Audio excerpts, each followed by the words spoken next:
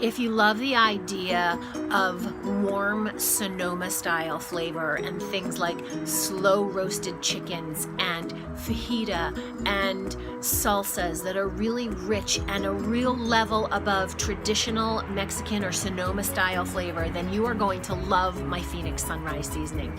It's warm and robust, full of smoked chilies, but not hot and spicy, and cilantro, and super approachable, and some red pepper and some other things that really make this a very deep and complex blend that is so easy to use. You can use this in any of your chilies, soups, or stews. It makes a killer tortilla soup, and there's a recipe for that on StaceyHawkins.com. It's great just sprinkled on an avocado with a tiny pinch of salt and pepper. It's really wonderful to make fresh salsas or to put on corn on the cob or other yummy favorites where you're looking for that Sonoma style seasoning.